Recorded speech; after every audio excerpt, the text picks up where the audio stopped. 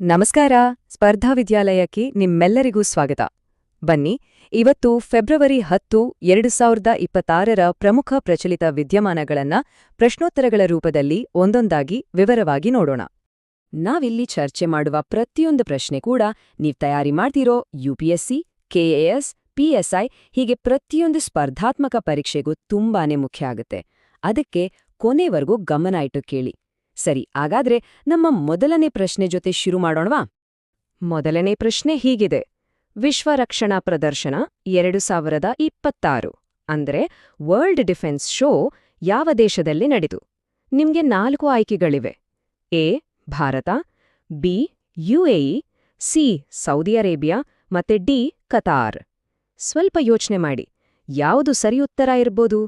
ಸರಿ, ಉತ್ತರ ನೋಡೋಣ. ಸರಿಯಾದ ಉತ್ತರ ಸಿ ಸೌದಿ ಅರೇಬಿಯಾ.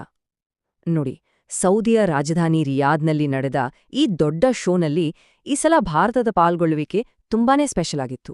ಯಾಕೆ ಗೊತ್ತಾ? ಯಾಕಂದ್ರೆ ಇದೇ ಮೊದಲ ಬಾರಿಗೆ ಇಂಡಿಯಾ ಪವಿಲಿಯನ್ ಅಂತ ಉದ್ಘಾಟನೆ ಮಾಡಿದ್ರು.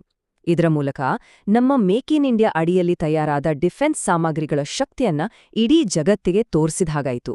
ಇದು ನಿಜಕ್ಕೂ ಭಾರತ ಸೌದಿ ಸಂಬಂಧದಲ್ಲಿ ಒಂದು ಹೊಸ ಮೈಲಿಗಲ್ಲು. ಸರಿ, ನಮ್ಮ ಎರಡನೇ ಪ್ರಶ್ನೆಗೆ ಹೋಗೋಣ. ಇದು ಸರ್ಕಾರದ ಒಂದು ಡಿಜಿಟಲ್ ಪ್ಲಾಟ್ಫಾರ್ಮ್ ಬಗ್ಗೆ ಇದೆ. ಪ್ರಶ್ನೆ ಏನಂದ್ರೆ, ಈ ಕೆಳಗಿನವುಗಳಲ್ಲಿ ಯಾವುದು ಈ ನ್ಯಾಮ್ ಪ್ಲಾಟ್ಫಾರ್ಮ್ನ ಒಂದು ಮುಖ್ಯ ಸೌಲಭ್ಯ ಅಲ್ಲ? ಗಮನಿಸಿ, ಅಲ್ಲ ಅಂತ ಕೇಳಿರೋದು. ಆಯ್ಕೆಗಳು: ಎ ನೈಜ ಸಮಯದ ಬೆಲೆ ಮಾಹಿತಿ, ಬಿ ಗುಣಮಟ್ಟದ ಮೌಲ್ಯಮಾಪನ, ಸಿ ಇ ಪಾವತಿ ವ್ಯವಸ್ಥೆ ಮತ್ತು ಡಿ ಬೆಳೆ ವಿಮೆ ವಿತರಣೆ. ಹೌದು, ಸರಿಯಾದ ಉತ್ತರ ಡಿ ಬೆಳೆ ವಿಮೆ ವಿತರಣೆ. ಇದು ಈ ನ್ಯಾಮ್ನ ಭಾಗ ಅಲ್ಲ. ಹಾಗಾದ್ರೆ ಈ ನ್ಯಾಮ್ ಅಂದ್ರೇನು? ಈ ನ್ಯಾಮ್ ಅಂದ್ರೆ ನ್ಯಾಷನಲ್ ಅಗ್ರಿಕಲ್ಚರ್ ಮಾರ್ಕೆಟ್. ಇದು ಕೃಷಿ ಸಚಿವಾಲಯದ ಒಂದು ಅದ್ಭುತ ಯೋಜನೆ. ದೇಶದ ಎಲ್ಲ ಎಪಿಎಂಸಿಗಳನ್ನು ಒಂದೇ ಡಿಜಿಟಲ್ ಮಾರುಕಟ್ಟೆಗೆ ತರುತ್ತೆ. ಇದರಿಂದ ರೈತರಿಗೆ ಏನೆಲ್ಲ ಲಾಭ ಆಗತ್ತೆ ಗೊತ್ತಾ? ತಮ್ಮ ಬೆಳೆಗೆ ದೇಶದಲ್ಲಿ ಎಲ್ಲೆಲ್ಲಿ ಎಷ್ಟೆಷ್ಟು ಬೆಲೆ ಇದೆ ಅಂತ ತಕ್ಷಣ ತಿಳ್ಕೋಬಹುದು. ತಮ್ಮ ಬೆಳೆಗೆ ಒಳ್ಳೆ ಕ್ವಾಲಿಟಿ ಇದೆಯಾ ಅಂತ ಚೆಕ್ ಮಾಡಿಸ್ಕೋಬಹುದು. ಅಷ್ಟೇ ಅಲ್ಲ, ಮಧ್ಯವರ್ತಿಗಳ ಕಾಟ ಇಲ್ಲದೆ ಹಣ ನೇರವಾಗಿ ಅವರ ಅಕೌಂಟ್ಗೆ ಜಮಾ ಆಗತ್ತೆ.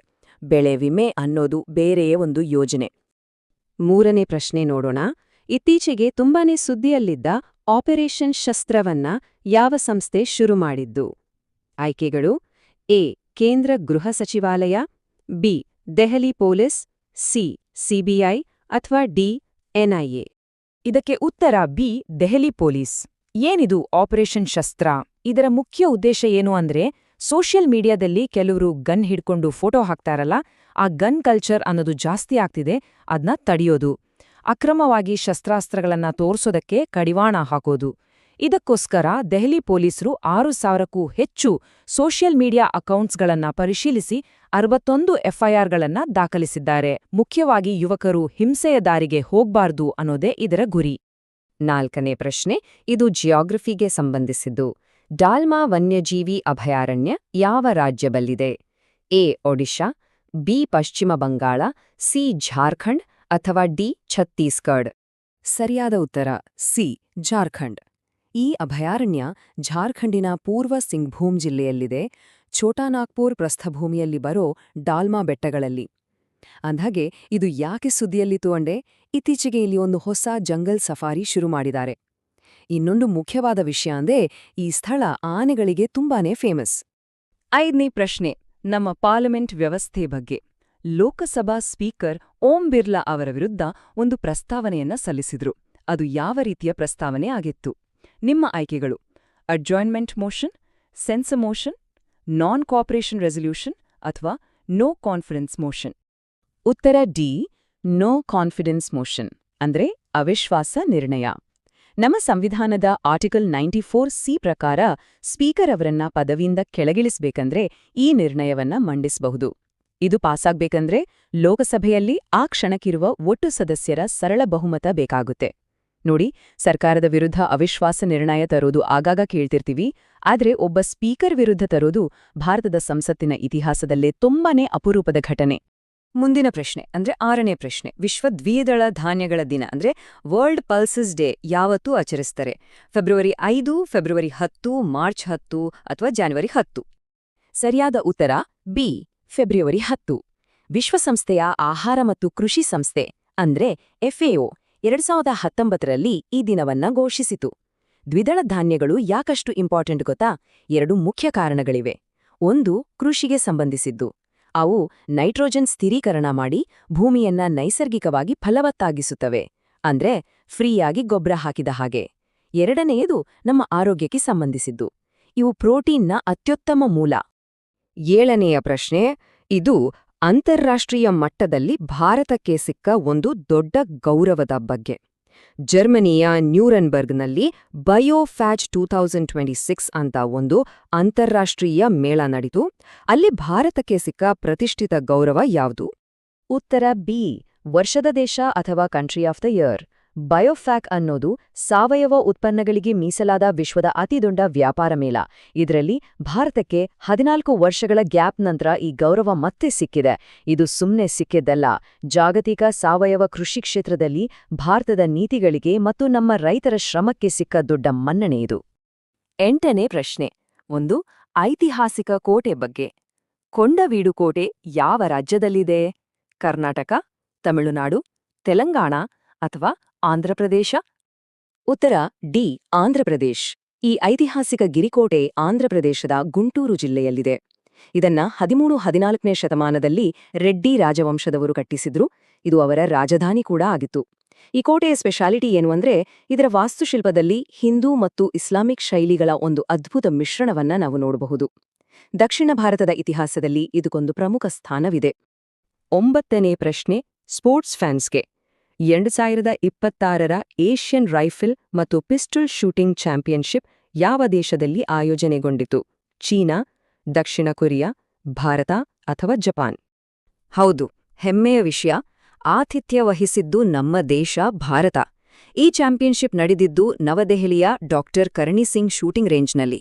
ಇಲ್ಲಿ ನಮ್ಮ ಭಾರತೀಯ ಶೂಟರ್ಗಳ ಪ್ರದರ್ಶನ ಅಂತೂ ಅದ್ಭುತವಾಗಿತ್ತು. ಏಷಾ ಸಿಂಗ್ ಅವರು ಮಹಿಳೆಯರ 10 ಮೀಟರ್ ಏರ್ ಪಿಸ್ತೂಲ್ನಲ್ಲಿ ಗೋಲ್ಡ್ ಮೆಡಲ್ ಗೆದ್ರು.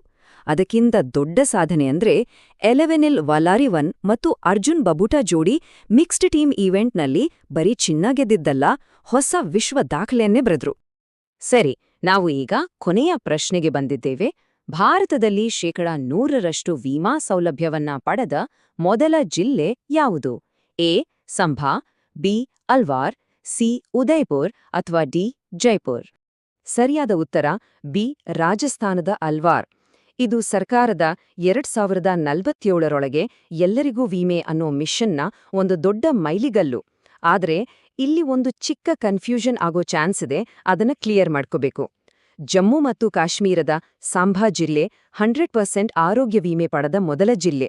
ಆದ್ರೆ ಅಲ್ವಾರ್ ಜಿಲ್ಲೆ ಕೇವಲ ಆರೋಗ್ಯ ವಿಮೆ ಮಾತ್ರ ಅಲ್ಲ, ಲೈಫ್ ಇನ್ಶೂರೆನ್ಸ್, ಆಕ್ಸಿಡೆಂಟ್ ಇನ್ಶೂರೆನ್ಸ್ ಹೀಗೆ ಎಲ್ಲಾ ರೀತಿಯ ಸಮಗ್ರ ವಿಮೆ ವ್ಯಾಪ್ತಿಯನ್ನ ಸಾಧಿಸಿದ ಭಾರತದ ಮೊದಲ ಜಿಲ್ಲೆಯಾಗಿದೆ. ಈ ವ್ಯತ್ಯಾಸವನ್ನ ನೆನ್ಪಿಟ್ಕೊಳ್ಳಿ. ಸರಿ, ಇದಿಷ್ಟು ಇವತ್ತಿನ ಪ್ರಶ್ನೆಗಳು. ಈಗ ಕೆಲವು ಪ್ರಮುಖ ಒನ್ಲೈನರ್ಗಳನ್ನ ಬೇಗ ನೋಡ್ಬಿಡೋಣ. ದೆಹಲಿ ವಿಶ್ವ ಪುಸ್ತಕ ಮೇಳದ ಗೌರವ ಅತಿಥಿ ದೇಶ ಕತಾರ್. ನಿಂತು ಹೋದ ಮನೆ ಕಟ್ಟೋ ಪ್ರಾಜೆಕ್ಟ್ಗಳಿಗೆ ಹಣ ಕೊಡುವ ಫಂಡ್ ಸ್ವಾಮಿ ಹೆಚ್ ಫಂಡ್. ಇದನ್ನ ಮ್ಯಾನೇಜ್ ಮಾಡೋದು SBI ವೆಂಚರ್ಸ್. ಪ್ರಮುಖ ಬಂದರುಗಳ ಸಾಂಸ್ಕೃತಿಕ ಕೂಟ ನಡೆದಿದ್ದು ಒಡಿಶಾದ ಪಾರಾದೀಪ್ನಲ್ಲಿ. ಮಹಿಳಾ ಮತ್ತು ಮಕ್ಕಳ ಯೋಜನೆಗಳಿಗಾಗಿ ಇರುವ ಪೋರ್ಟಲ್ ಪಾಂಖುಡಿ. ಬಾಲ್ಯ ವಿವಾಹ ನಿರ್ಮೂಲನೆಯ ಗುರಿ 2030. ಪಶ್ಚಿಮ ಘಟ್ಟಗಳ ಸಮಿತಿಯ ಅಧ್ಯಕ್ಷರು ಡಾ ಮಾಧವ್ ಗಾಡ್ಗಿಲ್. MRI ಸ್ಕ್ಯಾನರ್ಗಳಲ್ಲಿ ಬಳಸುವ ವಸ್ತು ಗೆಡೋಲೀನಿಯಂ. ವಿಶ್ವಸಂಸ್ಥೆ 2026ನ್ನ ಹೀಗೆ ಘೋಷಿಸಿದೆ: ಹುಲ್ಲುಗಾವಲು ಮತ್ತು ಪಶುಪಾಲಕರ ವರ್ಷ. ಭಾರತದ ಮೊದಲ ಕ್ವಾಂಟಮ್ ಕಂಪ್ಯೂಟರ್ ಬರ್ತಿರೋದು ನಮ್ಮ ಧಾರವಾಡದ IITಯಲ್ಲಿ. ಇವೆಲ್ಲ ತುಂಬಾನೇ ಇಂಪಾರ್ಟೆಂಟ್, ನೆನ್ಪಿನಲ್ಲಿಡಿ. ಹೋಗಕ್ಕೂ ಮುಂಚೆ ನಿಮ್ಗೊಂದು ಪ್ರಶ್ನೆ. ಸ್ವಲ್ಪ ಯೋಚನೆ ಮಾಡಿ ಉತ್ತರ ಹುಡ್ಕೋದಕ್ಕೆ ಪ್ರಯತ್ನಿಸಿ. ಪ್ರಶ್ನೆ ಹೀಗಿದೆ: ಪೂರ್ವಘಟ್ಟಗಳಲ್ಲೇ ಅತ್ಯಂತ ಎತ್ತರದ ಶಿಖರ ಯಾವುದು? ಈ ಪ್ರಶ್ನೆಗೆ ಉತ್ತರ ಗೊತ್ತಿದ್ರೆ ತಪ್ಪದೆ ಕಾಮೆಂಟ್ ಬಾಕ್ಸ್ನಲ್ಲಿ ತಿಳಿಸಿ. ಪ್ರಚಲಿತ ವಿದ್ಯಮಾನಗಳ ಬಗ್ಗೆ ಇದೇ ರೀತಿ ಆಳವಾದ ವಿಶ್ಲೇಷಣೆಗಳು ನಿಮಗೆ ಇಷ್ಟ ಆಗ್ತಿದ್ರೆ ದಯವಿಟ್ಟು ನಮ್ಮ ಚಾನೆಲ್ಗೆ ಲೈಕ್ ಮಾಡಿ, ನಿಮ್ಮ ಸ್ನೇಹಿತರ ಜೊತೆ ಶೇರ್ ಮಾಡಿ ಮತ್ತು ಖಂಡಿತ ಸಬ್ಸ್ಕ್ರೈಬ್ ಮಾಡ್ಕೊಳ್ಳಿ. ಮುಂದಿನ ವಿಶ್ಲೇಷಣೆಯೊಂದಿಗೆ ಮತ್ತೆ ಸಿಗೋಣ. ಎಲ್ರಿಗೂ ಧನ್ಯವಾದಗಳು.